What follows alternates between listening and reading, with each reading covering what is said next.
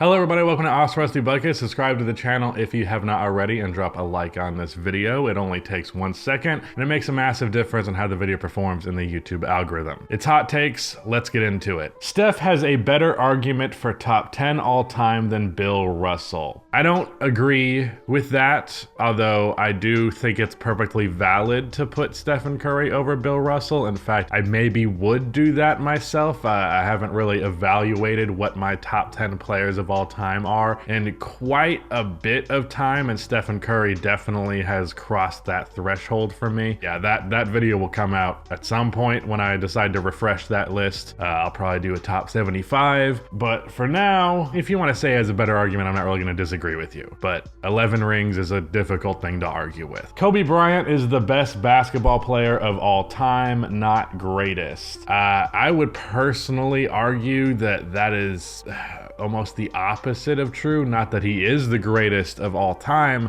but that he probably is greater than he is better at basketball by comparison to other players. Like, there are a couple of peaks maybe that like I think compete with the standard that Kobe brought, but like longevity, like basically I'm saying there have been a lot of players who have peaked as highly as Kobe Bryant did, but they maybe just didn't last as long. So, and they didn't get the achievements that he did. So his greatness, which was that longevity in those achievements, exceeds his talent, because I do think there are guys like maybe like Tracy McGrady or Kevin Garnett who peaked similarly, but are lower on that totem pole because of that greatness. So no, I don't agree with this, and I think there are a good handful of basketball players who were better basketball players at their absolute peak. The ones that I would say for sure were better at their peak is Michael Jordan, LeBron, and Hakeem. Shaq, him as well. Kareem. Maybe not Kareem. I'm kind of a Kareem hater, but whatever. Anyways, Zach Levine is better than Jaylen Brown. No, he's not. I've become a Zach Levine truther. The guy's not very good. He can score a lot of points, but if you can literally do nothing else and you're inconsistent with scoring those points, I don't think that very highly of you. I definitely think Jaylen Brown can have an off shooting night and still impact the game to a decent capacity. Zach's not doing that. The Bradley Beal move will not improve the Suns to the degree most think it will. As the third option, he'll average less than 18 points per game as a mediocre facilitator. I do think ultimately it's better than what Chris Paul would have brought to the table, so yes, Bradley Beal will improve the Suns. It will not improve it enough for them to not still have no shot against the Denver Nuggets. In that playoff series, I just want to remind you guys, it took Devin Booker godlike performances. It took, I believe, Devin Booker and Kevin Durant both having performances like that in the same game for them to get one of those two wins. Not to mention the Nuggets really didn't even play their best basketball. Jokic absolutely cooked, but everybody else was a little bit more disappointing than they had been in other rounds from what I recall.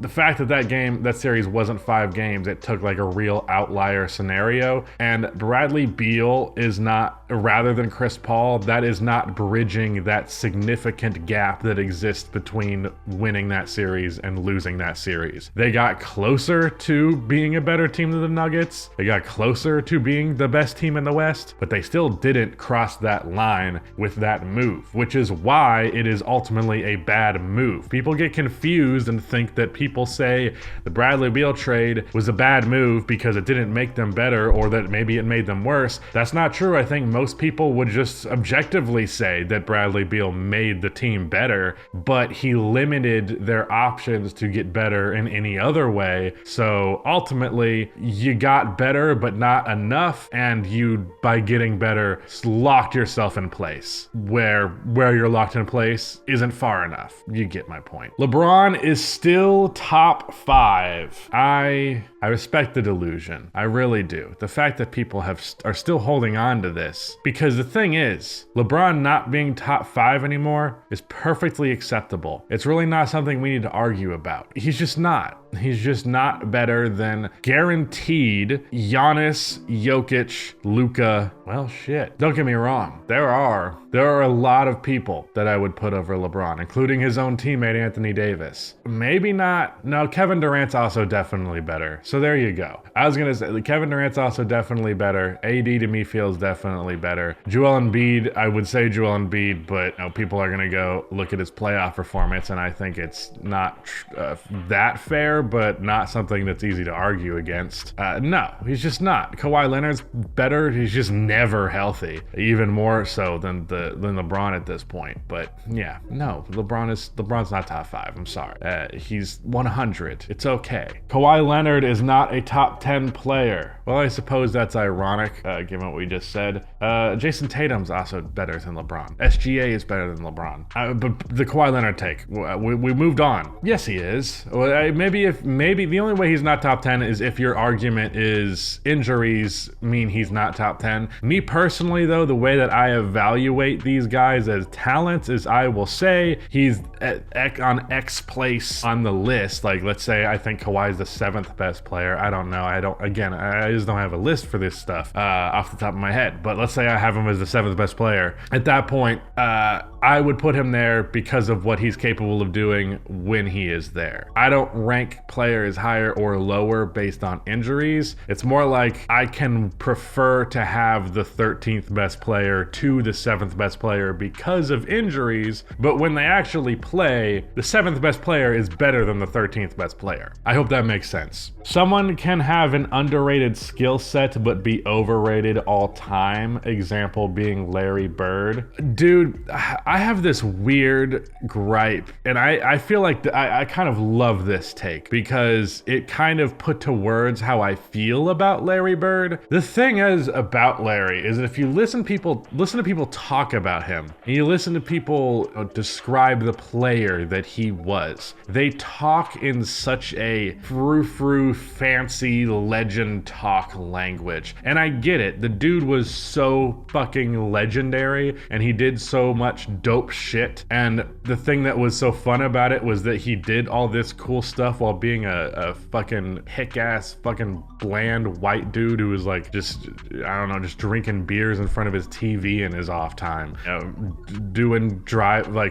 putting in gravel in driveways. Like, Larry Bird is like your uncle. But then he would just trash talk like crazy and then put up these wild performances, hit a game winner where the coach accidentally called a timeout, and then hit the next game winner. Like, fuck it, I'll just do it again.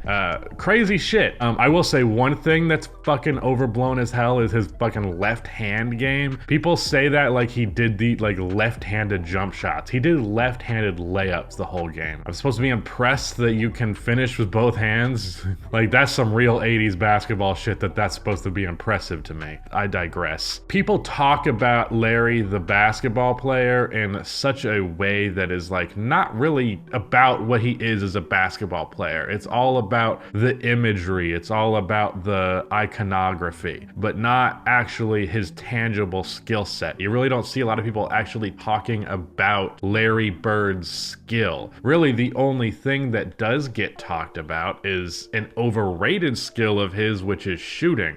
He was an excellent mid-range shooter, but I think if you're going to be an all-time great shooter, the top of that list, like in the top 10 at the bare minimum, if you just shoot 2 threes a game for your career, 1.7 I think it is, that's just not an all-time great shooter, at least to me, specifically a 3-point shooter, because old heads talk up Larry Bird's 3-point shooting ability because when they watched him as kids, he would shoot them every once in a while and no one else did it, so it stood out to them. But ultimately, by comparison to modern shooters, it's not a contest. But everything else about Larry Bird's skill set, everything inside the 3-point line, I do think pretty underrated. Extremely talented passer, unstoppable on the post because he had size for smaller guys, but was too fast for bigger guys. For both of them, he could just shoot over them whenever he wanted, and his mid-range game was so lights out, it was like just guaranteed to go in. As a result, he was really an unstoppable half-court player, and a lot of people compare him to Nikola Jokic and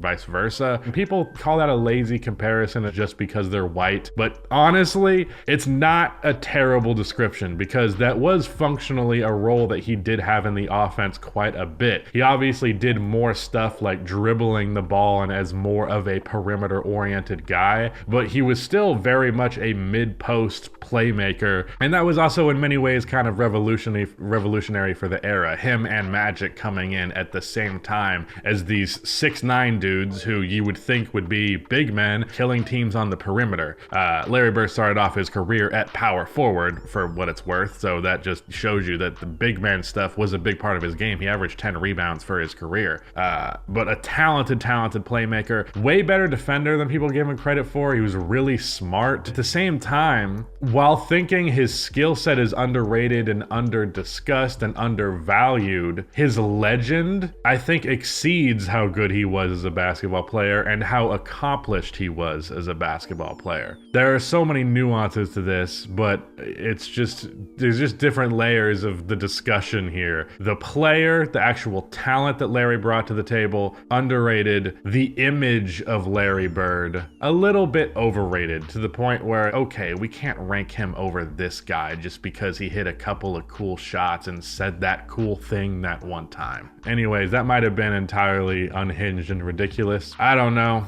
I'm just a guy talking to a camera. Shout out to Rudy for editing this video, and goodbye.